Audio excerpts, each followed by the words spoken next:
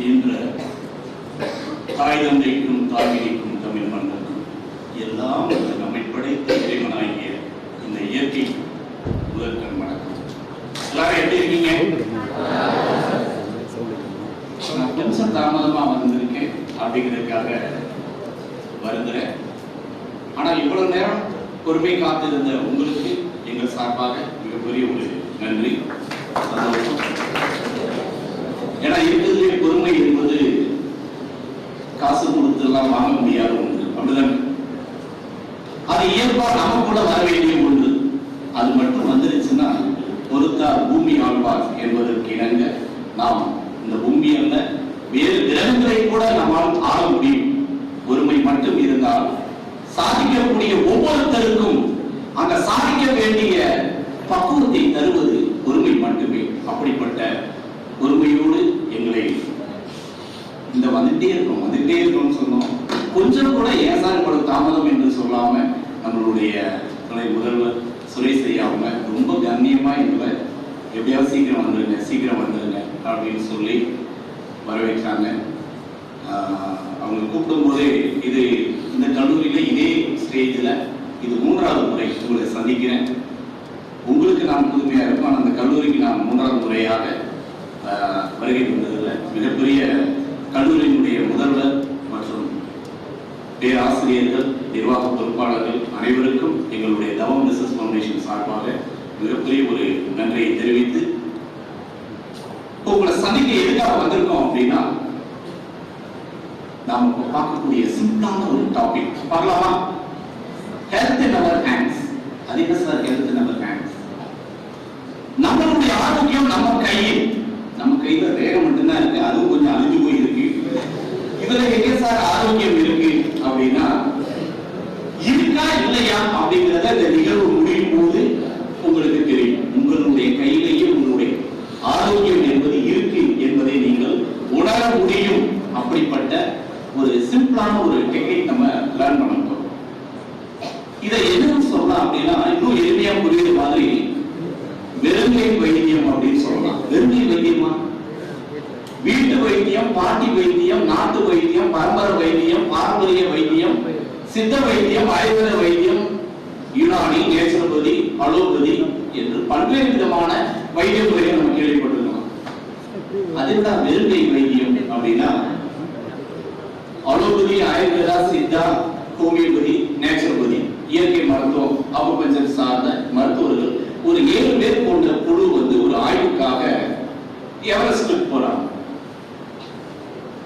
மிக உயரமான சிகரத்தில் போய் உட்கார்ந்து ஒரு ஆய்வு செய்துட்டு வரணும். இயற்கையில் உள்ள மருத்துவ ஆய்வு செய்வதற்காக தன்னுடைய ஆராய்ச்சி விஷயங்களை கலந்தாய்வு செய்வதற்கு ஒரு தன்மையான இடத்தை தேடி போறாங்க. போகும்போது அந்தந்த மருத்துவர்கள் அவங்க துறை சார்ந்த ஃபர்ஸ்ட் எய்ட் கிட் வந்து கையில கொண்டு போறாங்க, முதல் உதவிக்காக. ஏதாவது இனி எமர்ஜென்சினா ஃபர்ஸ்ட் எய்ட் பண்ணிக்கலாம் அப்படின்னு. திடீர்னு அங்க ஒரு சின்ன ஒரு புயல் மாதிரியான காற்றழுத்தம் அதிகமாகி அவங்க நடந்து போற பாதையில தடுமாறி விழுக வேண்டிய ஒரு நிலை ஏற்படும் போது தன்னோட கையில போட்டு போன கீட்டு எல்லாமே மிஸ் ஆயிடுச்சு. எல்லாருமே உயிர் கொடுத்ததே பெரிய விஷயம் அப்படின்னு ஆயிடுச்சு. சரி, இதுக்கு மேல நம்ம ரெஸ்ட் எடுக்க வேண்டாம், வந்திருக்க இதே இடத்துல இருந்து நம்மளுடைய டிஸ்கஷன் முடிச்சுட்டு நாளைக்கு போகலாம் அப்படின்னு உட்காந்து அவங்களுடைய ஆராய்ச்சிக்கான கலந்தாய்வு செய்யும் போது ஒருவருக்கு அந்த அதிர்ச்சியில மன உளைச்சல் காரணமாக ஒரு பயம் அதிகமாகி அவருக்கு லோ பிபி, லோ சுகர் வந்து சடனா மயங்கி விழுந்துட்டு தண்ணி தெளிச்சு பாக்குறாங்க, கழுத்துல தட்டி பாக்குறாங்க, கிளீன் பாக்குறாங்க, கூப்பிட்டு பாக்குறாங்க, எந்த ரெஸ்பான்ஸ் இல்லை. ஒன்னாவே கூப்பிட முடியுமாங்க? இருக்குது எவரெஸ்ட் இல்ல, ஒன்னாவே அங்கேயா இருக்கு. கையில இருந்த ஃபர்ஸ்ட் எய்ட் கிட் இருந்துச்சுன்னா, இப்போ ஒரு மாடர்ன் மெடிசன் அலோபதி டாக்டர் எப்படி அவங்க என்ன செய்யறாங்க, என்கிட்ட இந்த ஒரு இன்ஜெக்ஷன் இருந்துச்சுன்னா நான் இப்ப உடனே 5 நிமிஷத்துல எதிர்க்க வச்சிருவேன். ஒரு ஆயுர்வேதா டாக்டர் என்ன செஞ்சாங்க அப்படின்னா, ஆயுர்வேதா டாக்டரும் சித்தா டாக்டரும் நான் கொண்டு வந்திருந்த ஹெர்பல் என் கையில இருந்துச்சுன்னா அது ஒரு டிராப்ஸ் இருக்கு, கண்ணுல ஒரு டிராப் விட்டேன்னா போதும், அது மூக்குல ஒரு சொட்டு விட்டேன்னா உடனே கோமா ஸ்டேஜில் இருக்க கூட எதிர்த்து உட்காந்துருவான். ஆனா அந்த மெடிசனை நான் மிஸ் பண்ணிட்டேன், நான் என்ன பண்றது தெரியல, அந்த இலை எங்கேயாவது இருக்குமா அப்படின்னு தேடி தெரியல. இவரை எழுப்புறதுக்காக ஹோமியோபதி டாக்டர் என்கிட்ட மதர் டீச்சர் ஒன்று இருக்கு, அதை அந்த பில்ஸ்ல ஆட் பண்ணி நாக்குக்கு கீழே வச்சேன்னா 2 நிமிஷத்துக்குள்ள எதிர்ச்சிருவான். மருத்துவர்கள் கைவிடும் போது அக்குபஞ்சர் நேச்சர் கியூர், இயற்கையான வைத்தியம் செய்யக்கூடிய இயற்கை மருத்துவர்கள், அது முக்கியமாக அக்குபஞ்சர் டாக்டர், அவர் என்ன பண்ணாரு அப்படின்னா, பக்கத்துல போய் மூக்குக்கும் மேலுத்தத்துக்கு இடையில இருக்கிற பள்ளத்துல ஒரு விரலை வச்சு ஜஸ்ட் ஒரு அக்குப்ரெஷர், அப்படி அக்குப்ரெஷர் ஒரு 5 செகண்ட் கொடுத்த உடனே அப்படி ஒரு கான்சியஸ் ஒரு ஷேக்கிங் வந்து கண் முழிக்க ஆரம்பிச்சார். கை கட்டை வர நகர்கண் ஓரத்துல எயூலான் அப்படின்னு ஒரு பாயிண்ட் இருக்கு. அவங்க கொஞ்சம் ஃபர்ஸ்ட் எய்ட் பாயிண்ட், மூக்குக்கும் மேல் உதட்டுக்கு இடையில இருக்கிற பாயிண்டோட பேர் வந்து டியூ 26 அப்படின்னு பாயிண்ட். நீங்க கூகுள்ல அவங்க கொஞ்சம் பாயிண்ட் லொகேஷன் அப்படின்னு டைப் பண்ணி இந்த பாயிண்டோட நேமை டைப் பண்ணீங்கன்னா அந்த பாயிண்டோட லொகேஷன் வரும், பிளஸ் அதோட இண்டிகேஷனும் வரும். இப்போ அந்த பாயிண்ட் அக்குப்ரெஷர் கொடுத்துட்டு கை விரல்ல இந்த பாயிண்டை பிரஸ் பண்ண உடனே ஆக்சிஜன் லெவல் அதிகமாகி லங்ஸ் பிரீத் பண்ண ஆரம்பிச்சிருச்சு, பிரெயினுக்கு ஆக்சிஜன் ஃப்ளோ போக ஆரம்பிச்சது, கான்சியஸ் வர ஆரம்பிச்சிருச்சு. அடுத்து கால் பாதத்துல விரல்களுக்கு கீழே அந்த திரட்சியான தசை மேட்டுக்கு மத்தியில் அந்த ரேகையில புள்ளியில ஒரு பாயிண்ட் இருக்கு, K1 அப்படிங்கிற ஒரு பாயிண்ட். அதுல கை விரலோட நகத்தை வச்சு ஒரு அக்குப்ரெஷர் இப்படி அழுத்தம் கொடுத்தோன்னே அப்படியே கால் உதறி கையை உதறி எதிர்த்து உட்காந்து அவன் என்ன ஆச்சு அப்படின்னு கேட்டார்.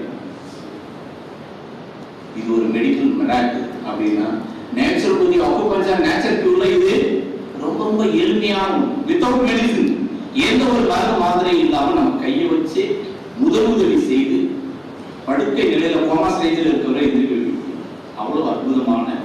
எப்படி இங்க ஓடக்கூடிய ஃபேனுக்கு கண்ட்ரோல் சுவிட்ச் ஒன்று அங்க இருக்கு இல்லையா, அதை ஆஃப் பண்ணீங்கன்னா அது ஆஃப் ஆயிடும், அதை ஆன் பண்ணா ஆன் ஆயிடும், அப்படிதானே? அது மாதிரி நம்மளுடைய பிரெயினை கான்சியஸா வச்சுக்கிறதுக்கான கண்ட்ரோலிங் சுவிட்ச் நம்ம பாடியிலே இருக்கு, கால் பாதத்துல இருக்கு, மூக்குக்கு கீழே இருக்கு. அந்த சுவிட்ச் ஆன் பண்ணீங்கன்னா ஒர்க் பண்ண ஆரம்பிச்சு. புரியுது? இது மாதிரி ரொம்ப எளிமையான ஃபர்ஸ்ட் எய்ட் பாயிண்ட்ஸும் நம்மளுடைய கை விரல்களுடைய முத்திரையின் அடிப்படையில் நம்மளுடைய 72,000 நாட்டின் நரம்புகளுடைய இயக்கத்தை மாற்றி நோய் எதிர்ப்பு சக்தி அதிகமாக்கி நோய் இல்லாமல் வாழ்வதற்கு, அல்லது ஒரு தலைவலி வந்தா என்ன செய்யணும், வயிறுவலி வந்தா என்ன செய்யணும், நெஞ்சுவலி வந்தா என்ன செய்யணும், பிளட் பியூரிஃபிகேஷனுக்கு என்ன செய்யணும், மூச்சு திணறலை தடுக்கிறதுக்கு என்ன செய்யணும், பாடியோட டாக்ஸின்ஸை வெளியேற்றுறதுக்கு என்ன செய்யணும் போன்ற சிம்பிளான எளிமையான ஒரு 2 நிமிஷம் அந்த முத்திரை செஞ்சீங்கன்னா ஆட்டோமேட்டிக்கா பாடியில சம் சேஞ்சஸ் வரும். கண் முன்னாடி இப்பயே பார்க்கலாம். அப்படிப்பட்ட எளிமையான முத்திரை சிகிச்சையையும் இப்ப நம்ம கத்துக்கிற போறோம். ரெடியா? தெரிஞ்சுக்கலாமா? அதை விட இன்னொரு முக்கியமான ஒரு விஷயத்தை நம்ம லேர்ன் பண்ண போறோம். அது என்ன அப்படின்னா, ஸ்டோரி யாருக்கெல்லாம் பிடிக்கும்? ஆனா இந்த ஸ்டோரி எப்படின்னா 2 நிமிஷத்துக்குள்ள ஒரு ஸ்டோரி.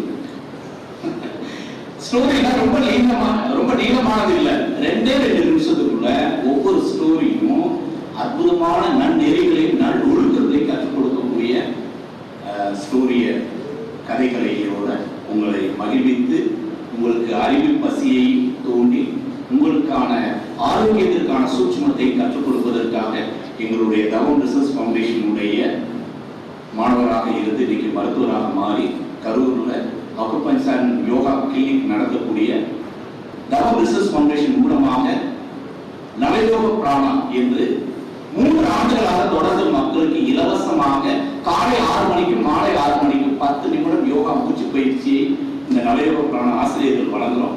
அதுல ஒரு மிகப்பெரிய ரசிகையாக யோகா அண்ட் அக்குபஞ்சருடைய எக்ஸ்பர்ட்டாக இருக்கக்கூடிய டாக்டர் இர்ஃபானா பேகம் அவர்களை வருகை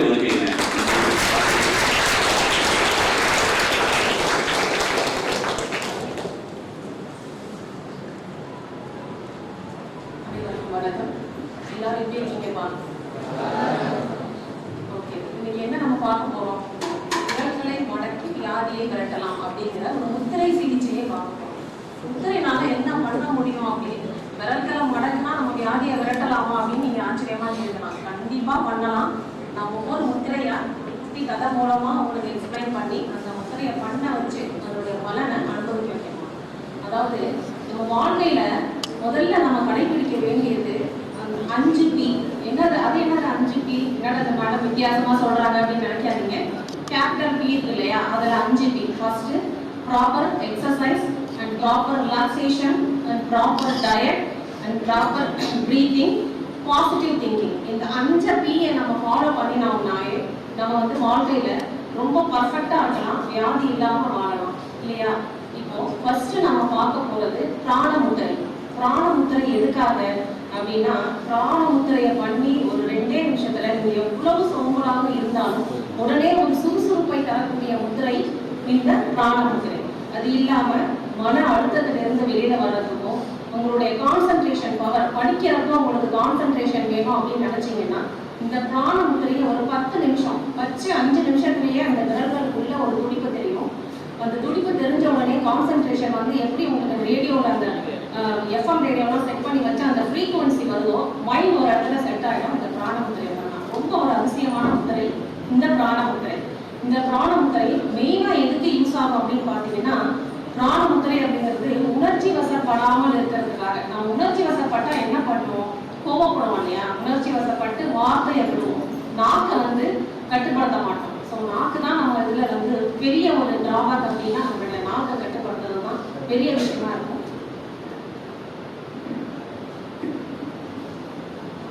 ஓகே, இப்போ நான் ஒரு குட்டி கதை சொல்லிட்டு உங்களுக்கு அந்த பிராண முத்திரை எப்படி பண்றதுன்னு நான் சொல்லி தந்து உங்களை பண்ண வைக்கிறேன். ஒரு ஊர்ல ஒரு குரு அவருடைய பொண்ணுக்கு கல்யாணம் பண்ணணும் அப்படின்னு நினைக்கிறாரு. ரொம்ப அழகான பொண்ணு. ஸோ நிறைய பேர் போட்டி போடுறாங்க. அவர் வந்து ஒரு போட்டி வைக்கிறார். அந்த குரு என்ன போட்டி அப்படின்னு பாத்தீங்கன்னா, ரொம்ப எளித போட்டி. 2 கேள்வி கேட்பேன், என்னுடைய மனசுக்கு திருப்தியான பதிலை யார் தருகிறார்களோ அவங்களுக்கு என்னுடைய பொண்ணை நான் கட்டி கொடுப்பேன் அப்படின்னு சொல்றாரு.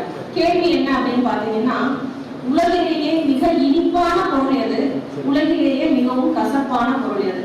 ஃபர்ஸ்ட் நாள் வந்து எல்லாம் கலந்துக்கிறாங்க. அந்த நாட்டு அரசர்கள் முதற்கொண்டு அந்த பொண்ணை வந்து கல்யாணம் பண்ணிக்கிறதுக்காக கலந்துக்கிறாங்க.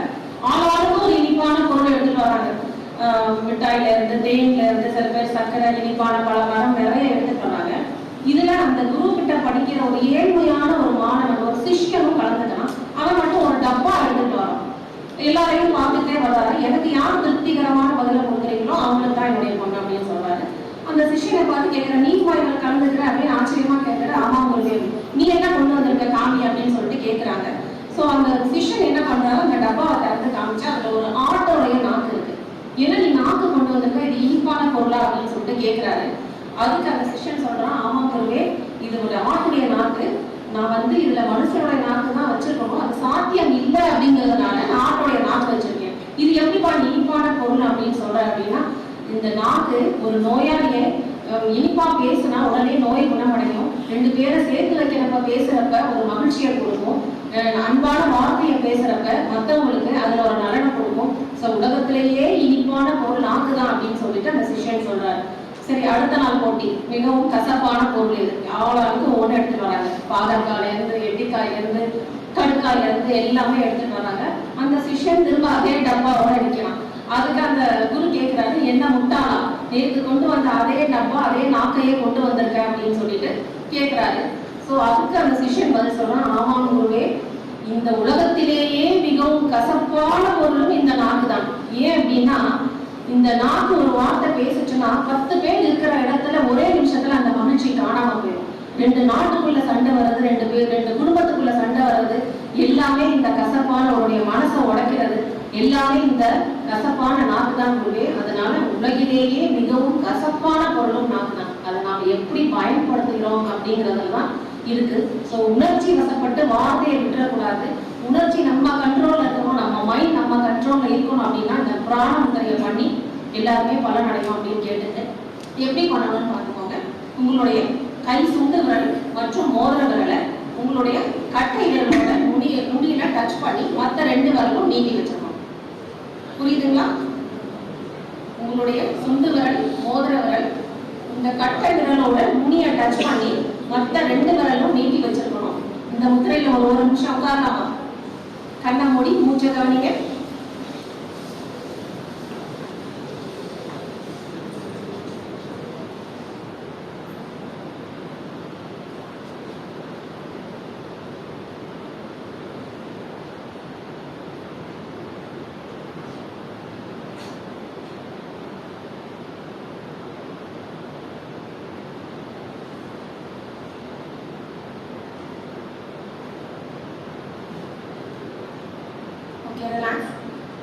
இந்த 3 விரலுக்குள்ள எல்லாருக்கும் ஒரு துடிப்பு தெரிஞ்சதா? ஃபீல் பண்ணீங்களா எல்லாரும்? ஆட்காடு வரல் நடுவர் விரிச்சிருக்க கூடாது கூட சேர்த்துரும். சூட்சமா இருக்கு. நிறைய பேர் விரிச்சு வச்சிருக்கீங்க. 2 பேருமே சேர்ந்து இருக்கணும். இதுதான் பிராண முத்திரை. ரொம்ப ரொம்ப அருமையான முத்திரை. 15 நிமிஷம் வச்சீங்கன்னா தயவு செய்து இரவுல இந்த முத்திரை வச்சீங்கன்னா சுறுசுறுப்பாயிடுவீங்க. இரவுல மட்டும் இந்த முத்திரை வைக்க கூடாது. காலையில எழுந்திரிச்சோன்னு வச்சீங்கன்னா அன்றைய பொழுது மிகவும் உற்சாகமாக சுறுசுறுப்பாக உங்களுடைய உணர்ச்சிகள் உங்களுடைய கட்டுப்பாடுகள் இருக்கும். நம்மளுடைய நாக்கு நம்மளுடைய கட்டுப்பாடுல இருக்கும். ஸோ பிராண முத்திரை யாருக்கு புரிஞ்சதா? யாருக்காவது ஏதாவது சந்தேகம் இருக்கா அந்த முத்திரையில? புரிஞ்சதா எல்லாருக்கும்? ஓகே. அடுத்தது நம்ம பார்க்க போறது உணர்ச்சி வசப்படாம இருக்கணும்னு சொல்லியிருக்கேன். உணர்ச்சி வசப்படாம இருக்கணும்னா என்ன இருக்கக்கூடாது? மன அழுத்தம் இருக்கக்கூடாது இல்லையா? மன அழுத்தத்தினாலதான் நம்ம உணர்ச்சி வசப்படணும். அதுக்கு ஒரு அருமையான முத்திரை இருக்கு. அதுக்கு கூடவா முத்திரை இருக்கு அப்படின்னு நீங்க யோசிக்கலாம். கண்டிப்பா மகிழ்ச்சி முத்திரைன்னு பேரு. எதுக்கு இருக்கிறவன் என்னதான் நம்மளை கோபப்படுத்தினாலும் சரி, இந்த முத்திரையை வச்சுட்டு நீங்க பேசாம உட்காந்துட்டீங்கன்னா உங்கள் மனது அழுத்தத்திற்கு போகவே போகாது. மன அழுத்தம் அப்படிங்கிறது ஒரு மிகப்பெரிய ஒரு கொடுமையான வியாதி. மன அழுத்தத்திற்கான ஒரு முத்திரை என்ன அப்படின்னு பாத்தீங்கன்னா மகிழ்ச்சி முத்திரை. மகிழ்ச்சி முத்திரை எப்படி பண்ணணும்? உங்களுடைய கட்டை விரலை மடிச்சு மற்ற 4 விரலையும் இது மேல வைக்கணும். இதுல என்ன சூட்சம் அப்படின்னு பாத்தீங்கன்னா இந்த கட்டை விரல் உள்ளங்கையில ஒட்டக்கூடாது. தெரியுதுங்களா? உங்களுடைய 4 விரல்களும் மடித்து உங்களுடைய கட்டை விரல்ல வைக்கணும். இந்த கட்டை விரல் உள்ளங்கையில ஒட்டக்கூடாது. தெரியுதுங்களா? புரியுதா எல்லாருக்கும்?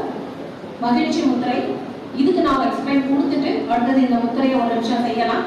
மன அழுத்தம். மன அழுத்தம் அப்படிங்கிறது மன்னாதி மன்னர்களுக்கு எல்லாம் ஏற்பட்டது. எப்படிப்பட்ட மகாவீரர்களாக இருந்தாலும் மனம் அழுத்தத்தினால் மாண்டு போயிருந்தாங்க. எல்லாருமே தெரியும் மாவீரன் நெப்போலியன். அவரை பிரிட்டிஷ் அரசாங்கம் கைது பண்ணிட்டாங்க. கைது பண்ணி சிறையில அடைச்சிட்டாங்க. மாவீரன் நெப்போலியன் எத்தனையோ போரை ஜெயிச்சிருக்காரு.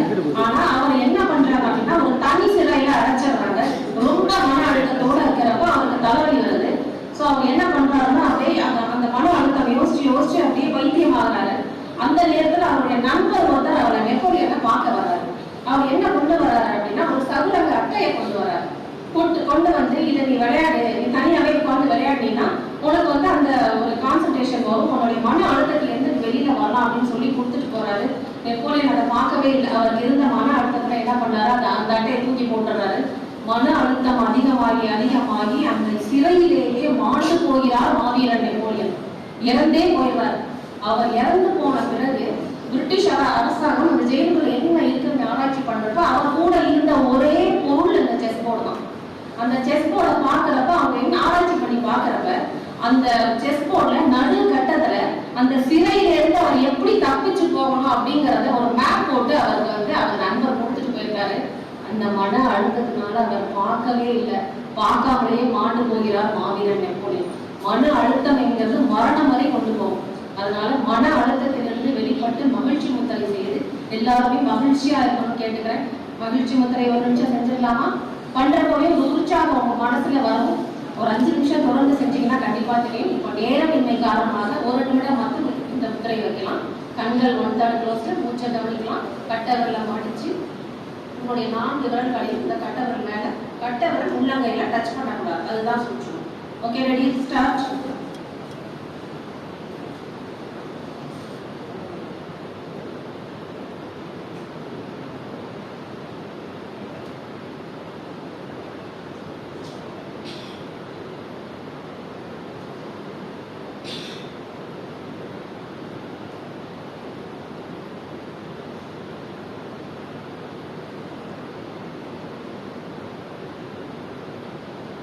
Okay, relax. துடிப்பு தெரிஞ்சதா எல்லாருக்கும்? மனம் உற்சாகமாக இருக்க, மற்றவங்க கோபப்படுத்தினாலும் நம்ம மன அழுத்தத்துக்கு போகாம இருக்க இந்த மகிழ்ச்சி முத்திரை குறிப்பெடுத்து வச்சுக்கோங்க. தயவு செய்து முத்திரையோட பேரும் எப்படி பண்ணணும் இங்க பண்ணிட்டு வீட்டுல போய் மறந்துடக்கூடாது. குறிப்பெடுத்து வச்சுக்கிட்டு கண்டிப்பா இதை ஃபாலோ பண்ணணும். மகிழ்ச்சி முத்திரை. அடுத்த நம்ம எல்லாருக்குமே ஒரு உணர்வு, என்ன உணர்வு இருக்கு அப்படின்னு பாத்தீங்கன்னா பயம். எதுக்கு எடுத்தாலும் பயம். ஒரு தாழ்வு மனத்தோட பேசல, அதனால நான் தற்கொலை பண்ணிட்டேன், மார்க் கம்மியாயிடுச்சு, ஒரு சப்ஜெக்ட்ல ஃபெயில் ஆகிட்டேன், இந்த மாதிரி நிறைய பயம். இந்த பயம் அப்படிங்கிறது மிக கொடுமையான ஒரு எதுலையுமே உங்களை முன்னேறவே விடாது இந்த பய உணர்ச்சி. சரிங்களா? இப்போ வந்து ஒரு நமக்கு எல்லாம் 5 அறிவா 6 அறிவுங்களா? அறிவுல வந்து 5 பெருசா 6 பெருசாப்பா? 5 பெருசா 6 பெருசா? சவுண்டே கேட்கல. 6 தான் பெருசு அப்படின்னு நாம நினைச்சிட்டு இருக்கோம். ஆனா அறிவில 5 தான் பெருசு அப்படின்னு சொல்லிட்டு நம்ம வைரமுத்தாரியா ஒரு கதையை சொல்றாரு. அறிவில் 5 பெரிதா 6 பெரிதா? சீ மிருகமே என்று மனிதனே மனிதனை திட்டாதே. எந்த விலங்கும் தன் இலக்கை தாண்டி இன்னொரு வயிறு வளர்ப்பதில்லை. எங்கேயும் தொப்பை கிளியோ முயலோ பார்த்ததுண்டா? எந்த விலங்கும் கூடு கட்டி வாழ்க்கைக்கு விடுவதில்லை. தேவையற்ற நிலம் திருடுவதில்லை. கவி மனிதனே, உடம்பை உடம்புக்குள் புதைக்கும் தொழுநோய் விலங்குகளுக்கு வருவதில்லை அப்படின்னு சொல்றாரு. அதாவது சீ மனிதனே மிருகமே என்று மனிதனே மனிதனை திட்டாதே. கவனி மனிதா, பூகம்பம் வருது எனில் அலைப்பாயும் விலங்குகள், அடிவயிற்றில் சிறகடிக்கும் பறவைகள். மனிதனே சீ மிருகமே என்று மனிதனே மனிதனை திட்டாதே அப்படின்னு சொல்றாரு. மரணம் நிஜம், மரணம் வாழ்க்கையின் பரிசு. மாண்டால் மானின் தோல் ஆசனம், யானையின் பல் அலங்காரம், ஒட்டகத்தின் எலும்பு ஆபரணம், மயிலின் தோகை விசிறி. மனிதனே நீ மாண்டால், மனிதனே நீ மாண்டால் நெருப்பே திரளை நிராகரித்தது என்று தானே புதைக்கவே கற்றுக்கொண்டோம். சீ மிருகமே என்று மனிதனே மனிதனை திட்டாதே. ஒருவனுக்கு ஒருத்தி என்பது உனக்கு வார்த்தை, புறாக்களுக்கு அது வாழ்க்கை. ஒரு புறா தன் ஜோடி விட்டு இன்னொரு ஜோடியை தொடுவதில்லை. மனிதனே சீ மிருகமே என்று மனிதனை மனிதனை திட்டாதே. சற்று பொறுமனிதா, காட்டுக்குள் ஏதோ சத்தம். ஒரு மிருகம் இன்னொரு மிருகத்தை பார்த்து சீ மனிதனே என்று திட்டுகிறது. இப்பொழுது சொல் மனிதா, அறிவில் 5 பெரிதா 6 பெரிதா? எந்த விலங்குமோ பறவையோ டக்குன்னு வந்து சூசைட் பண்ணிக்கணும் அப்படின்னு போறதில்லை. எப்படியாவது அதோட இலையை தேடி அது வாழ்ந்துட்டு தான் இருக்கு. கொரோனா காலத்துல நம்ம தான் ஆக்சிஜன் சிலிண்டரை மாட்டிட்டு அழைச்சோம். அதுக்கு அறிவு எல்லாமே அந்த ஆக்சிஜனை எப்படி அப்சர்வ் பண்ணணும்னு காலையில எந்திரிச்சு அது வந்து தன்னுடைய இலையை தேடி அந்த ஆக்சிஜன் ஓசோன் எப்போ இறங்குதோ அந்த நேரத்துல ஆக்சிஜனை தேடி அது போயிடும். ஸோ அறிவுல 5 பெருசா 6 பெருசான்ட்டு வைரமுத்து ஐயா அழகா ஒரு கவிதை சொல்லியிருப்பாரு. ஸோ இப்போ அந்த பய உணர்வை போக்குவதற்கான ஒரு முத்திரை, பாவன முத்திரை எப்படி பண்ணலாங்கிறத பார்க்கலாமா? இப்போ உங்களுக்கு பயம் வரும், ஒரு இருட்டை பார்த்து பயம் வருது, எக்ஸாம் ஃபியர் வருது, பண்ணீங்கன்னா மனசு அப்படியே என்ன சொல்றது, அமைதியா பயத்தை போக்கக்கூடிய பாவன முத்திரை. ஒரு நிமிஷம் அந்த முத்திரையில இருக்கலாம். 2 கட்டுல கையை சேர்த்து வச்சு உங்களுடைய நடு விரலை மட்டும் பண்ணுங்க. ரெடி? உங்களுடைய அனாதார சக்கரம் நெஞ்சுக்கு நேரம் இந்த முத்திரையை வச்சுக்கலாம்.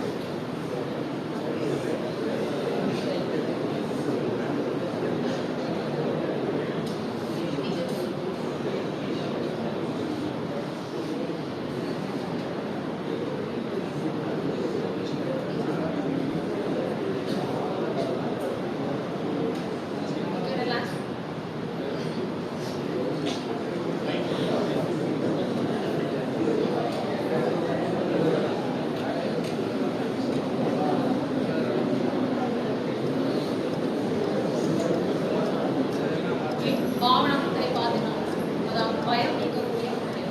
அடுத்து ஒரு முக்கியம் வச்சிங்கன்னா அந்த உணவு குற்றங்கள் களையப்படும். அந்த உணவுலேருந்து வரக்கூடிய எந்த ஒரு அந்த கூட ஃபீல் பண்ணலாம். முக்கிய வழியாக இருக்கட்டும், கால் வலி, கை வலி, தலைவலி, எந்த வழியாக இருந்தாலும் ஒன்று உணவு குற்றங்கள் களையும். 2வது வலி நிவாரண முத்திரை, இந்த வாயு முத்திரை. இது எப்படி பண்ணலாம் அப்படிங்கிறத பார்க்கலாம். உங்களுடைய ஆள்காட்டி விரலை மாட்டிட்டு கட்டை விரலோட பேஸில் வச்சுக்கணும். உங்களுடைய கட்டை விரலை உங்களுடைய அந்த ஆள்காட்டி விரலை இந்த சைடில் மடிச்சு வைக்கணும். வச்ச உடனே துடிப்பு தெரியக்கூடிய ஒரே முத்திரை இந்த வாயு. இந்த வாயு முத்திரையில ஒரு நிமிஷம் இருக்கலாம். இது என்ன பலன் அப்படிங்கிறத இன்னும் நம்ம பார்க்கலாம். ரெடி?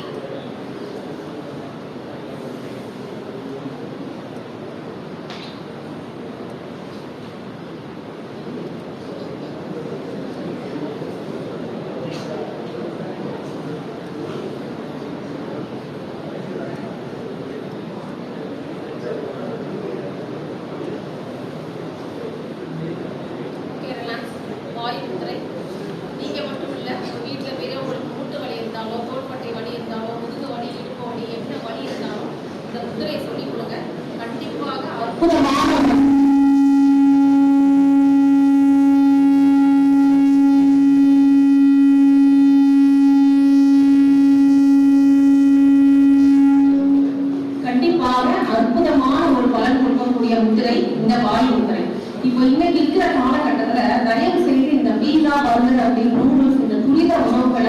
அவாய்ட் பண்ணணும் அப்படின்னு கேட்டுக்கிறேன். விளம்பரங்கள் வந்து கவர்ச்சிகரமா தான் இருக்கும்.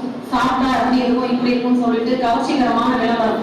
இப்படிதான் என்ன ஆகுது, ஒரு ஊர்ல ஒரு கிராமம் இருக்கு. அந்த கிராமத்துல மட்டும் சிகரெட் பிடிக்காதவங்க நிறைய பேர் இருக்காங்க. சிகரெட்டே பிடிக்காத கிராமம் அப்படின்னு ஒரு ஊர். அந்த ஊர்ல போய் ஒரு சிகரெட் கம்பெனி எப்படியாவது தன்னுடைய நிறுவனத்தை அங்க நிறுவி பலன் பெறணும் அப்படின்னு சொல்லிட்டு நினைக்குது.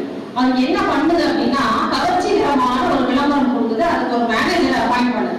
அந்த மேனேஜர் என்ன விளம்பரம் கொடுக்குறாருன்னா, எங்க கம்பெனி சிகரெட் வாங்கி குடிச்சா உங்களுக்கு 3 நன்மை. என்ன 3 நன்மை? முதலாவது நன்மை, உங்களுக்கு முதுமையே வராது. இரண்டாவது நன்மை, உங்களுக்கு பெண் குழந்தையே பிறக்காது அப்படின்னு சொல்றாங்க. மூன்றாவது நன்மை, நான் எந்த காலத்திலயும் உங்க வீட்டுக்கு திருடன் வரவே மாட்டான். இந்த 3 நன்மையும் எங்க கம்பெனி சிகரெட் குடிக்கிறதுனால உங்களுக்கு வரும் அப்படின்னு சொல்லிட்டு விளம்பரம் பண்றாங்க. மக்கள் எல்லாம் ஆச்சரியமா உடனே இந்த சிகரெட்டை வாங்க ஆரம்பிச்சாங்க. இது அந்த ஊர்ல இருக்கிற ஒரு பெரியவருக்கு பிடிக்கல. அவர் பொதுநல வழக்கு போடுறாரு. வழக்கு வந்து நீதிமன்றத்துக்கு போகுது. நீதிபதி வந்து அந்த மேனேஜரை கூப்பிட்டு விசாரிக்கிறாரு. எப்படி நீங்க வந்து இவ்வளவு ஒரு பொய்யான ஒரு விளம்பரத்தை கொடுக்கலாம்? என்ன இல்ல, நான் உண்மையெல்லாம் சொன்னேன் அப்படின்னு மேனேஜர் சாதிக்கிறார். என்ன உண்மையை சொன்னீங்க? எப்படி உங்க வீட்டுக்கு திருடவே வர மாட்டாங்க சிகரெட் குடிச்சான்னு சொல்றீங்க? ஆமா சார், எங்க கம்பெனி சிகரெட் குடிக்க ஆரம்பிச்சதுல இருந்து உங்களுக்கு இருமல் ஆரம்பிச்சிடும். நீங்க நொக்கு நொக்குன்னு இருமிட்டே இருந்தீங்கன்னா நைட்டு ஃபுல்லா எந்த திருடனும் உங்க வீட்டுக்கு வர மாட்டான். ரெண்டாவது நன்மை, பெண் குழந்தையே பிறக்காதுன்னு சொல்லியிருக்கீங்க. அது எப்படி உண்மை? அதுவும் உண்மைதான் சார். சிகரெட்டை குடிக்க ஆரம்பிச்சீங்கன்னா உடனே மரட்டுத்தன்மை வந்துடும். எந்த குழந்தையுமே பிறக்காது. அதுதான் நான் பெண் குழந்தை பிறக்காதுன்னு உங்களுக்கு வந்து உங்களை கவர மாதிரி விளம்பரம் கொடுத்தேன் அப்படின்னு சொல்லிட்டு சொன்னேன். சரி, முதுமையே வராதுன்னு எப்படின்னு சொல்றீங்க? ஆமா சார், சிகரெட் குடிச்சீங்கன்னா இளமையிலேயே செத்து போயிருக்கீங்க. அப்ப எப்படி இந்த முதுமை வரும் அப்படின்னு சொன்னாங்க. இப்ப எவ்வளவு வேடிக்கையா இருப்பாங்க அதெல்லாம். சோ கவர்ச்சிகரமான விளம்பரங்களை பார்த்து இந்த துரித உணவுகள் சாப்பிடுறத தவிர்க்கணும். சப்போஸ் எப்பயாவது ஆசைப்பட்டு சாப்பிட்டீங்கன்னு வைங்க, இந்த வாயு முத்திரை வச்சீங்கன்னா அதுல இருக்கிற அந்த கழிவுகள் எல்லாமே வெளியில போடுவோம். புரியுதுங்களா? அடுத்தது, பெண்களுக்கு ஒரு முக்கியமான முத்திரை. பெண் குழந்தைகள் நிறைய பேர் இருப்பீங்க. நிறைய பேர் ஃபேஸ் பண்ணி கொண்டிருக்கக்கூடியது வந்து irregular periods, அந்த PCOD ப்ராப்ளம் இல்லைங்களா? இந்த கர்ப்பப்பை பிரச்சனை எல்லா பெண் பிள்ளைகளுக்கும் மோஸ்ட் ஆஃப் த கேர்ள்ஸே போயிருக்கு இல்லையா? அதுக்கு ஒரு முக்கியமான 2 முத்திரை பண்ணணும். 2 முத்திரை என்ன? ஒண்ணு சங்கு முத்திரை, இன்னொன்னு யோனி முத்திரை. இந்த 2 முத்திரையும் 21 நாள் எழுதி வச்சுக்கோங்க. 21 நாள் தொடர்ந்து செஞ்சீங்க அப்படின்னா கர்ப்பப்பை பிரச்சனை வரவே வராது.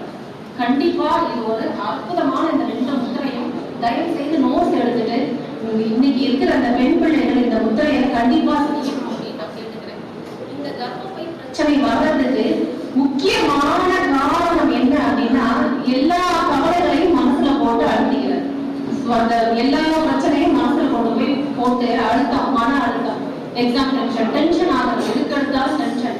எது ஒண்ணுமே அந்த மேலோட்டமா பார்த்துட்டு அப்படியே போயிடும். மனசுக்குள்ள எடுத்துட்டு போனீங்கன்னா கண்டிப்பா இந்த கர்ப்பப்பை பிரச்சனை வரும். இந்த சங்கு முத்திரை, யோனி முத்திரை எப்படி பண்ணணுங்கிறத ஒரு கதை சொல்லிட்டு அதுக்கப்புறமா நான் உங்களுக்கு முத்திரை சொல்றேன். ஒரு துறவி சிஷ்யர்களுக்கு எல்லாம் உட்கார்ந்து பாடம் எடுத்துட்டு இருக்காரு. அப்போ என்ன ஆகுதுன்னா, ஆத்தங்கரையோட எடுக்கிறாரு. அந்த ஆத்துல ஒரு படகு வேகமா போகுது. அந்த படகு வேகமா போகுது. குரு என்ன பண்றாரு, சிஷ்யர்களை பார்த்து கேட்கிறாரு, என்ன பாத்தீங்க? இப்போ படகு வந்து வேகமா போகுது குரு. திரும்ப கேட்கிறாரு, என்ன பாத்தீங்க? படகு வேகமா போகுது. திரும்ப கேட்கிறாரு, இப்ப நீங்க என்ன பாத்தீங்க? சிஷ்யர்களுக்கு கோபம் வருது. என்ன கேட்கறதையே திரும்ப திரும்ப கேட்கிறாரு. ஒரு சிஷ்யன் மட்டும் எழுதி கேட்கலாம், நாங்க என்ன பார்த்துக்கணும் நீங்க நினைக்கிறீங்க அப்படின்னு கேட்கலாம். அப்ப கேட்கிறப்ப அந்த குரு சொல்றாரு, படகு எப்படி போச்சு? மிதந்துகிட்டே வேகமா போச்சு. இதுதான் வாழ்க்கையும். நீங்க அந்த படகுல ஒரு சின்ன ஓட்டை விழுந்த அந்த படகுல அந்த தண்ணி உள்ள போந்துச்சுன்னா படகு மூழ்கிடும். சோ படகுல தண்ணி உள்ள போகாத வரைக்கும் அதோடைய வேகம் குறையாது. சோ இதே மாதிரிதான் நம்மளுடைய மனது வந்து ஒரு படகு மாதிரி. கவலை அப்படிங்கிற ஓட்டை விழுந்த தண்ணி உள்ள போக ஆரம்பிச்சுன்னா நம்ம மூழ்க ஆரம்பிச்சிடும். இல்லாத எல்லா பிரச்சனையும் வரும். கர்ப்பப்பை பிரச்சனை முதல் கொண்டு. அடுத்தது முத்திரை பார்த்துடலாமா? சங்கு முத்திரை எப்படி பண்ணணும், யோனி முத்திரை. இந்த 2 முத்திரையும் 20 நிமிஷம் பண்ணணும். கண்டிப்பா வெறும் வயிற்றுல தான் பண்ணணும். ஒண்ணு ஈவினிங் இல்லைன்னா மார்னிங். சாப்பிட்ட உடனே இந்த முத்திரை பண்ணக்கூடாது. சங்கு முத்திரை, யோனி முத்திரை. சங்கு முத்திரை எப்படி பண்ணலாம் அப்படிங்கறத பார்க்கலாம். பெண்களுக்கு மட்டுமல்ல, ஜென்ஸ்க்கு இந்த ஹார்மோன் குறைபாடுலாம் இருக்கிறவங்க, இந்த முடி கொட்டுறது, மன அழுத்தத்தினால இந்த வழுக்க விழுகிறது, இதுக்கு எல்லாமே இந்த முத்திரை ரொம்ப பலன் கொடுக்கும். சங்கு முத்திரை எப்படி பண்ணலாம் அப்படிங்கறத பார்க்கலாம். உங்களுடைய உள்ளங்கையில உங்களுடைய உங்களுடைய கட்டை விரலை கோத்து இப்படி வச்சு இந்த இடது கையோட 4 விரலையும் மடிச்சு வலது கையோட 4 விரலையும் கட்டை விரலோட சேர்த்துக்கணும். இப்ப பாத்தீங்கன்னா சங்கு மாதிரி இருக்கும். தெரியுதா? ஷேப் தெரியுதா? டவுட் இருந்தா கேளுங்கப்பா. தயவு செய்து யாரும் புரியாம அப்படியே பார்த்துருக்காரு. உள்ளங்கை கட்டை விரல வச்சு இந்த 4 விரலையும் மடிச்சு வலது கையோட 4 விரலையும் கட்டை விரலோட சேர்த்தீங்கன்னா ஒரு சங்கோட ஷேப் கிடைக்குதா? சங்கு முத்திரை. ஓகேவா? இதை நீங்க வீட்டுல வச்சு பாருங்க. 1 நிமிஷம் வச்சு பலன் இல்லை. தெரியலன்னா யாருக்காவது டவுட் இருந்தா அந்த எழுதி கையை வச்சு கேளுங்கப்பா. எப்படி பண்ணணும் தெரியுதா? எல்லாருக்குமே தெரியுதா? ஓகே. அடுத்தது யோனி முத்திரை. யோனி முத்திரை எப்படி பண்ணணும்? இதுதான் பெண்களுக்குரிய முக்கியமான முத்திரை. கர்ப்ப காலத்துல இந்த முத்திரை பண்ணீங்கன்னா சுகப்பிரசவம் ஆகும். உங்க வீட்டுல இருக்கிற சொக்கா இந்த மாதிரி செட்டி யாராவது இருந்தாங்கன்னா ரெண்டு விரல்களையும் மடிச்சுக்கணும். எல்லா விரலையும் மடிச்சுக்கணும். உங்களுடைய ஆள்காட்டி விரலை வந்து நீட்டி வச்சு உங்களுடைய கட்டை விரலை சுண்ட விரலோட நுனியை கைகளை கோர்த்து மடிச்சு ஆள்காட்டி விரல் நீட்டி கட்டை விரல் சுண்ட விரலோட நுனியை யோனி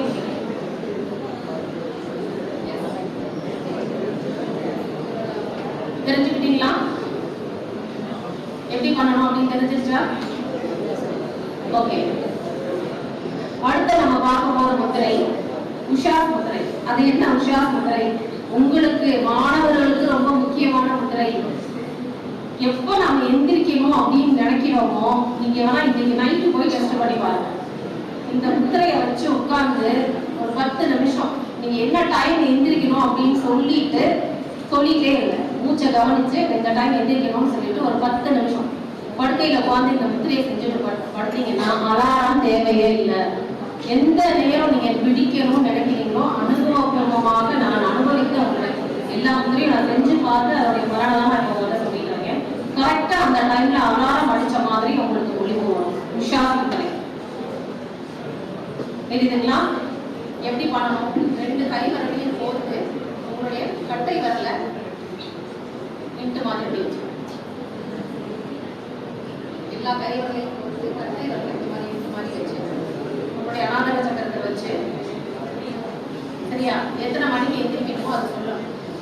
1 நிமிஷத்தை முத்திரையை பண்ணிடலாம். தயவுசெய்து அமைதியா இருந்து முத்திரையை கவனிக்கணும் கேட்டுக்கிறேன்.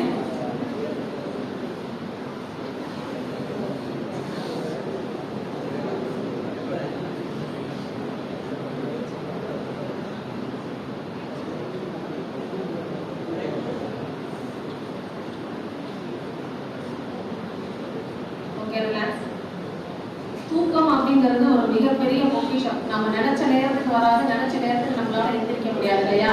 எவ்வளவு நேரம் தூங்கினாலும் இன்னும் கொஞ்சம் நேரம் தூங்கணும் அப்படின்னு தான் இருக்கும். பட் இந்த உஷாஸ் முத்திரை பண்ணி நீங்க தூங்கினீங்கன்னா நினைவிழந்த நித்திரை அப்படிங்கிறது வரும். ஒண்ணு, நினைச்ச நேரத்துல முடிக்கணும் அப்படிங்கிற அந்த உணர்வு வரும். இது ரொம்ப முக்கியமான பலன்கள். ஒரு ஆள் என்ன பண்ணான்னா தூக்கமே அவனுக்கு வரமாட்டேங்குது. தூக்கம் என்ன பண்ணாலும் போய் சைக்கியாட்ரிஸ்ட பார்க்கலாம், மனநலம் வந்து எல்லாமே பார்த்துட்டு தூக்க மாத்திரை சாப்பிட்டாலுமே அவனுக்கு தூக்கம் வரல. இது ஒரு பெரிய பிரச்சனையா அவனுக்கு ஆயிடுது. தூங்காம 1 நாள் 2 நாள் 10 நாள் 10 நாள் தூக்கமே நைட்டாலாம் தூக்கம் வரல. அவனுக்கு ரொம்ப சோர்வு ஏற்படுது. ஸோ ஒரு துறவிகிட்ட போய் கேட்கலாம், ஏன்னா என்ன பண்றது துறவியே, எனக்கு தூக்கமே வரல அப்படின்னா அந்த துறவி சொல்றாரு, சந்தோஷப்பட வேண்டியதானே, உனக்கு உழைக்க அதிக நேரம் கிடைக்குது, நானே கடுப்புல இருக்கேன் தூக்கம் வரலன்னு சொல்லிட்டு நீங்க வேற என்ன கடுப்பே தரீங்க, என்ன பண்ணணும், நான் தூக்கம் வர்றதுக்கு என்ன பண்ணணும் அப்படின்னு சொல்லிட்டு அந்த துறவிகிட்ட கேட்கலாம். அப்போ அந்த துறவி வந்து என்ன சொல்றாரு அப்படின்னா, நீ எனக்கு ஒரு சத்தியம் பண்ணி கொடுப்பியா, கண்டிப்பா எனக்கு தூக்கம் வரணுமா என்ன நான் பண்றேன், நீ நைட்டு 10 மணில இருந்து காலையில 5 மணி வரைக்கும் தூங்க மாட்டேன்னு என்ன சத்தியம் பண்ணிக்கணும் அப்படின்னு கேட்கிறேன். அவனுக்கு கோபம் வருது. நானே தூக்கம் வரலன்னு உங்கள்கிட்ட வந்து என்ன வழின்னு கேட்கிறேன், நீங்க என்ன தூங்க கூடாதுன்னு சத்தியம் வாங்குறீங்க அப்படின்னு. நீ பண்ணிட்டு 1 வாரம் கழிச்சு வா அப்படின்னு சொல்றாங்க. அந்த சத்தியத்தை காப்பாத்துறதுக்காக உட்கார்ந்து இருக்கான். அவனுக்கு கண்ணு சொக்கு முடியல, தூங்கிடுறான். மறுநாள் கொஞ்சம் லேட்டா தூங்க வந்து கரெக்டா அந்த டைமுக்கு தூங்கி அந்த டைமுக்கு எந்திரிக்கிற பழக்கம் வந்துடுது. 1 வாரம் கழிச்சு குருவை போய் பார்க்கறான். குருவே எனக்கு சந்தோஷமா இருக்கு, பட் கவலையா வருது, 1 வாரமா நல்லா தூங்கிட்டேன், பட் உங்களுக்கு கொடுத்த சத்தியத்தை என்னால காப்பாற்ற முடியல அப்படின்னு. அப்பதான் குரு சொல்றாரு, எது ஒன்று உங்களுக்கு மறுக்கப்படுகிறதோ, எது உங்களை செய்யக்கூடாதுன்னு அறிவு சொல்லுதோ அதை செய்யணும் மனசு தூங்கும். ஸோ நான் அந்த சத்தியத்தை வாங்கினதே உங்களை தூங்க வைக்கிறதுக்காக தான். அப்படிப்பட்ட தூக்கம் அப்படிங்கிறது சாதாரண விஷயம் கிடையாது. தூக்கம் அப்படிங்கிறது ஒரு வரம். நினைச்ச நேரத்துல தூங்கி நினைச்ச நேரத்துல எந்திரிக்கணும் அப்படிங்கிறதுக்காக தான் இந்த உஷா முத்திரையை சொல்லி கொடுத்தேன். அடுத்தது கருட முத்திரை. கண் பார்வை தெளிவு பெற. நிறைய பேர் இப்ப கண்ணாடி போட்டிருப்பீங்க, பார்வை தெளிவில்லாம இருக்கும். கரெக்டா ஒரு 48 நாள் ஒரு மண்டலம் சொல்லுவாங்க. இந்த கருட முத்திரையை பண்ணீங்கன்னா கண் பார்வை கூர்மையாக இருக்கும். ஸோ இந்த கருட முத்திரை எப்படி பண்ணுறது அப்படிங்கிறத பார்த்துக்கலாம். 2 கைகளையும் போட்டு 2 கட்டவர்களோட கழுத்தையும் இந்த விரல்கள் பிரிச்சு 2 கட்டவர்களோட கழுத்தையும் நெருக்கி இதையும் அனாதார சக்கரத்துக்கு தான் வைக்கணும். அதாவது சித்தர்கள் சொல்லியிருக்காங்க, கண்ணில் 96 வகையான நோய்கள் இருக்கான். அனைத்து நோய்களுக்கும் இந்த ஒரே தீர்வு இந்த கருட முத்திரை. பண்ணி பார்த்து உங்களுடைய கண் பார்வை அதிகரிக்கிறத நீங்க கண் கூட பார்க்கலாம். ஒரு நிமிஷம் இந்த முத்திரையை வச்சிடலாம்.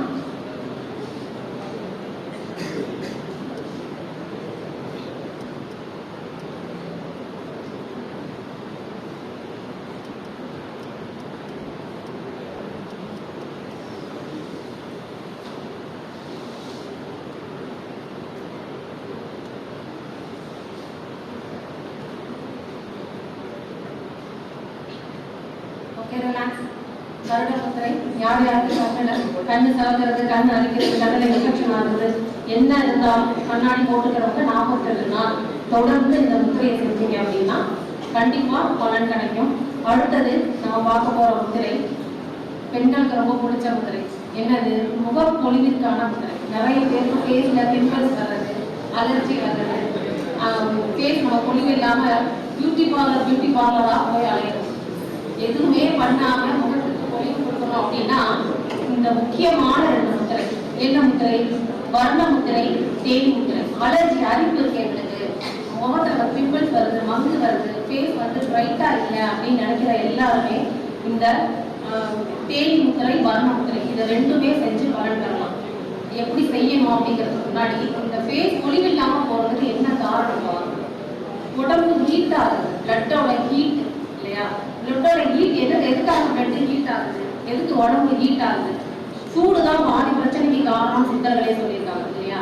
ஸோ உடம்பு ஏன் சூடாகுதுன்னா ஏதாவது ஒரு பிரச்சனைனா அதை லூஸ்ல விடுறதில்லை, அப்படியே அந்த பிரச்சனைக்கு பின்னாடியே ஓடிக்கிட்டே இருக்கு. தூங்குறப்ப சரியா தூங்குறதில்ல, அதையே யோசிச்சுட்டு இருக்காரு. ஒரு எக்ஸாம்ல மார்க் விட்டுட்டோம்னா அடுத்த எக்ஸாமை பத்தி ஓடலான்னு இல்லை, அதையே அந்த முடிஞ்ச எக்ஸாமை பத்தியே நினைச்சிட்டு இருக்காரு. ஸோ கவலைகளை நினைச்சு மனசு அந்த பிரச்சனைக்கு முன்னாடியே ஓடிட்டு இருந்தீங்கன்னா முகம் பொலிவு இல்லாம போகும்.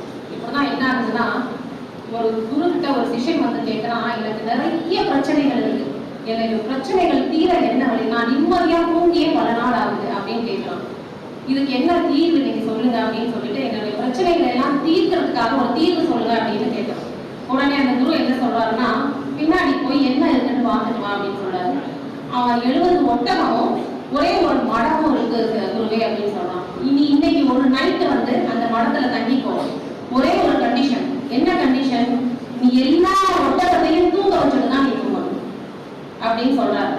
சரி அப்படின்னு ஒத்துக்கிட்டு என்ன பண்றான்னா, அந்த ஒட்டகம் எல்லாத்தையுமே இவன் தூங்க வைக்கிறான்.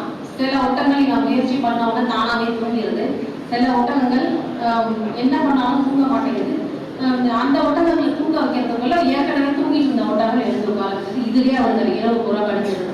கடைசியில அவன் ஒரு நிமிடம் கூட தூங்கல. காலையில வந்து அந்த குரு கிட்ட சொல்றான், அந்த குருவே பிரச்சனையில தீர்க்க வழி சொன்னா நான் இன்னைக்கு தூங்கவே இல்லை, எல்லா ஒட்டகமும் என்னால தூங்க வைக்கவே முடியல, இதுதான் வாழ்க்கைக்கான பாடம்.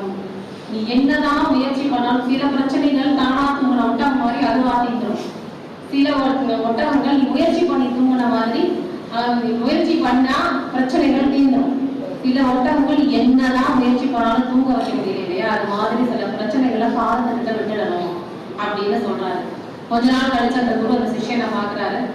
இப்ப எப்படி இருக்கு அப்படின்னா, நான் வந்து நிம்மதியா இருக்கேன். ஏன் அப்படின்னா, நின்றுட்டு இருக்கிற ஒட்டங்களை பத்தி நான் இப்ப கவலைப்படுறதே இல்லை அப்படின்னு சொல்றேன். புரியுதுங்களா? இப்ப முகப்பொலிவிற்கான முத்திரை என்ன அப்படிங்கிறத பார்த்துடலாமா? வர்ண முத்திரை ரொம்ப சிம்பிளான முத்திரை. உங்களுடைய சுண்டு விரலையும் கட்டை விரலையும் அந்த நொடியையும் சேர்த்து மற்ற 3 விரல்களையும் நீட்டி வச்சுக்கணும். வர்ண முத்திரை, அதாவது நம்மளுடைய நீர் மூலகத்தையும் நெருப்பு மூலகத்தையும் சமன்படுத்தும். ஒரு நிமிஷம் இந்த முத்திரையை வச்சிடலாம்.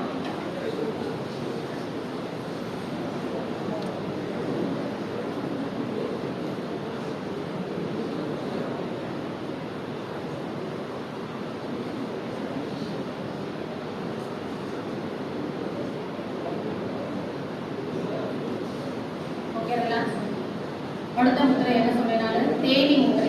தேனி முத்திரை அலர்ஜிக்கு வரப்பிரசாதான முத்திரை. அரிப்பு இருக்கிறவங்களுக்கு, தோல் அலர்ஜி இருக்கிறவங்களுக்கு இந்த தேனி முத்திரை ஒரு வரப்பிரசாதம். எப்படி பண்ணணும் அப்படிங்கிறத பார்த்துடலாம்.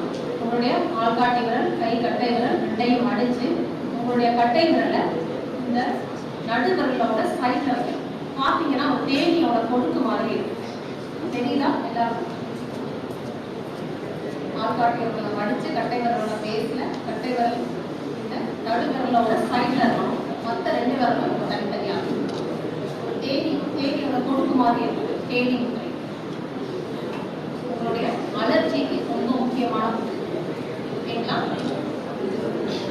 கடைசியா 2 முத்திரை பார்த்துட்டு என்னுடைய உரையை முடிச்சுக்கிறேன். அடுத்தது சுத்தி முத்திரை. இன்னொரு பெரிய பிரச்சனை என்ன அப்படின்னு பார்த்தீங்கன்னா, நம்மளுடைய வயிற்று கழிவுகளை வெளியேறுது. மோஷன் ப்ராப்ளம் நிறைய பேர் இருக்கும், நிறைய ஸ்டூடெண்ட்ஸ் இருக்கும். இந்த மோஷன் ப்ராப்ளத்தை எப்படி சரி பண்றது? சுத்தி முத்திரை. சுத்தி முத்திரை எப்படி பண்ணணும்? உங்களுடைய நடுவரலோட பேஸ்ல சைட்ல வச்சு ஒரு 10 நிமிஷம் காலையில உட்கார்ந்தீங்கன்னா திடக்கழிவு அழகா முழுமையா வெளியேறும். சுத்தி முத்திரை.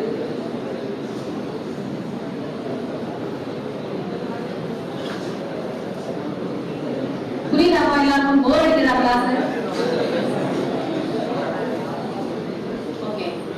ஃபைனலா ஒரே ஒரு முத்திரை பார்த்தலாம். கலப்பை முத்திரை ரொம்ப ரொம்ப முக்கியமான முத்திரை. இப்ப இன்னைக்கு கிளாஸோட கடைசி முத்திரை கூட கலப்பை முத்திரை. எதுக்காக கலப்பை முத்திரை பண்றோம்? முக்கியமான ஒரு விஷயத்துக்காக இந்த கலப்பை முத்திரை. என்ன அப்படின்னா, தொற்று கிருமிகள் நம்மளை தாக்காமல் இருக்க. கொரோனா வந்ததுல இருந்து நல்ல ஒரு பாடத்தை நம்ம கத்துட்டு இருக்கோம். இந்த கலப்பை முத்திரையை பண்ணிட்டு நீங்க எங்க வெளியில போனாலும் தொற்று கிருமிகள், எப்படிப்பட்ட தொற்று கிருமியும் உங்களை பாதிக்காது. அதே மாதிரி நீங்க வெளியில போயிட்டு வந்து யாராவது சளி பிடிச்சிருக்கு, அலர்ஜி இருந்துச்சு, நம்ம ஒட்டிக்குமோ அப்படின்னு உங்களுக்கு பயம் வந்ததுன்னா வீட்டுல வந்தவங்க இந்த கலப்பை முத்திரை வச்சீங்கன்னா வச்ச 5 நிமிஷத்துல ஒரு தும்மல் வரும். நீங்க டெஸ்ட் பண்ணி பாருங்க. சப்போஸ் ஒரு கிருமி ஏதாவது உள்ள போயிருந்ததுன்னா ஒரு தும்மல் மூலமா அந்த கிருமி வந்து வெளியில போயிடும். சரியா?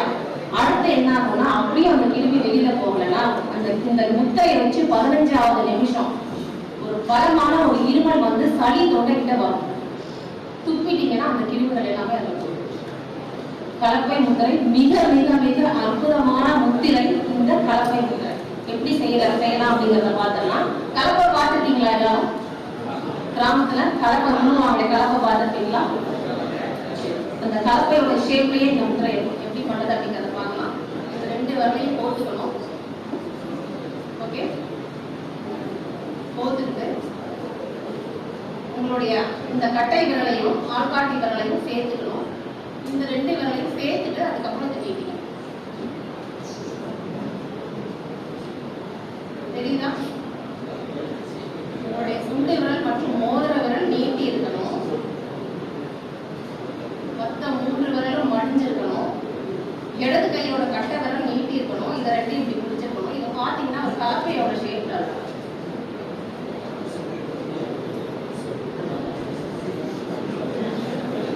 தெரியுதா?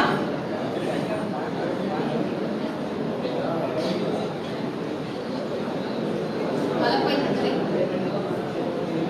எந்த ஒரு தொற்று கிருமியும் நம்மை அணுகாமல் இருக்க கலப்பை முத்திரை. அதாவது இப்போ ஒரு காய்ச்சலே, ஒரு விஷக்காய்ச்சல் வந்ததுன்னா உடனே என்ன பண்ணுவோம்? பக்கத்து வீட்டுல யாருக்காவது இருக்காருன்னு முதல்ல கேட்போம். அவங்களுக்கு வந்துச்சா, நமக்கு வந்துருக்குன்னா அவங்களுக்கு வந்துருக்குன்னா நமக்கு சந்தோஷம். நமக்கு மட்டும் வந்துச்சுன்னா தான் அது பிரச்சனை. கரண்ட் போயிச்சா, பக்கத்துல இருக்கா பாரு, அவங்களுக்கும் போயிச்சா சந்தோஷம் வந்துடும். அப்படிதானே நினைப்போம். அதாவது கிருமியில இருந்து கவலையில இருந்து காற்று மாதிரி எல்லாருமே சுவாசிச்சுதான் ஆகணும். இங்க ஏர்போர்ட்ல என்ன பண்ற, ஒரு இளைஞன் வந்து நடந்து போயிட்டு இருக்கான். அவன் ஒரு வாட்ச் கட்டியிருக்கான். அப்போ ஒரு பணக்காரர் என்ன பண்றாருன்னா, அந்த இளைஞன் கையில இருந்து வெளியே சூட்கேஸ் வச்சிருக்கான். அப்போ அவன்கிட்ட போய் கேட்கிறாரு, என்னம்மா டைம் என்னம்மா அப்படின்னு கேட்கிறாரு. உங்களுக்கு எந்த நாட்டோட டைம் வேணும் அப்படின்னு கேட்கறாங்க. அதுக்கு அந்த பெரியவர் சொல்லுவாரு, லண்டன்ல ஏர்போர்ட்ல இருக்காங்க, இந்த லண்டன் நாட்டோட டைமே சொல்லுங்க அப்படின்னு சொல்றாங்க. சரி சொல்லிட்டு அந்த டைம் சொன்னா இது என்ன ஒரு மாதிரி டிஃப்ரெண்டா இருக்கு இந்த வாட்ச் அப்படின்னு சொல்லிட்டு அந்த பணக்காரர் கேட்கிறாரு. ஆமாங்க சார், இதுல எல்லா ஃபெசிலிட்டியும் இருக்கு, எல்லாமே இதுல வந்து பாத்துக்கலாம். சிசிடிவி கேமரா இருக்கு, என்னுடைய ஆபீஸ்ல என்ன நடக்குதுன்னு பார்க்கலாம், போன் பேசிக்கலாம், அது இல்லாம வீடியோ கால் பண்ணலாம், நிறைய வந்து சிஸ்டம் இந்த வாட்ச்ல இருக்கு. உடனே அந்த பணக்காரருக்கு அந்த வாட்ச் மேல ஒரு ஆசை இருந்தது. அவர் கேட்கிறாரு, நான் $5000 கொடுக்குறேன், இந்த வாட்ச் எனக்கு கொடுக்குறியானா? இளைஞர் மறுக்கலாம், இல்ல என்னால கொடுக்க முடியாது அப்படின்னு சொல்லிட்டு $10,000 $50,000 கடைசியில $1,00,000 வந்து நிக்குது விலை. இந்த வாட்சை எனக்கு கொடுத்துரு, எனக்கு ரொம்ப ஆசையா இருக்கு, ரொம்ப அற்புதமான வாட்சா இருக்குது. உடனே அந்த இளைஞன் என்ன பண்றான், சரி அப்படின்னு சொல்லிட்டு வாட்சை காட்டி கொடுக்குறான். பணக்காரருக்கு ஒரே பெருமிதம், அற்புதமான வாட்சை நம்ம வாங்கிட்டோம், அதிசயமான வாட்சை சொல்லிட்டு வாட்சை கட்டிட்டு போறாரு. கொஞ்சம் தூரம் நடந்து போயிருப்பாரு, அந்த இளைஞன் கை தட்டி கூப்பிடுறான். சார், வாட்சை கொண்டு போயிட்டீங்க, பேட்டரியை யாரும் எடுத்துட்டு போகுது? பேட்டரி எங்கப்பான்னு கேட்டா, அது 2 பெரிய சூட்கேஸ் ஹெவியான வச்சிருக்க பாருங்க, அதுதான் அந்த வாட்சோட பேட்டரி. அது மாதிரி மற்றவங்களுக்கு இருக்கிற வந்து சந்தோஷமும் அந்த நிம்மதி மட்டும்தான் நம்ம பார்க்கிறோம். அது பின்னாடி இருக்கிற அந்த கவலைகள் வந்து அந்த பேட்டரி மாதிரி யாருக்குமே தெரியாது. ஸோ நம்ம பார்க்கறதுக்கு எல்லாருமே சந்தோஷமா இருக்கிற மாதிரி தான் தெரியும். அப்படி இந்த முத்திரைகள் எல்லாமே எப்படி இருந்தது அப்படின்னு சொல்லிட்டு உங்களுக்கு கண்டிப்பா நீங்க செஞ்சு பார்த்து அந்த பலனை கண்டிப்பா சொல்லணும்னு நினைக்கிறேன். எல்லாமே பேச்சை வந்து எப்படி பேசணும் அப்படிங்கறத மட்டும் நான் சொல்லி முடிச்சுக்கிறேன். சிந்தித்து பேசு, சபையறிந்து பேசு, சமயம் அறிந்து பேசு, அன்பாக பேசு, உண்மையே பேசு, நன்மையே பேசு, குறைவாக பேசு, மெதுவாக பேசு, தெளிவாக பேசு, பேசாதிருக்கும் பழகு. பேச்சு தான் நிறைய பிரச்சனைக்கு காரணம். ஸோ பேச்சை குறைச்சு உங்களுடைய படிப்புல கான்சென்ட்ரேட் பண்ணணும்னு எல்லாரையும் கேட்டுக்கிறேன்.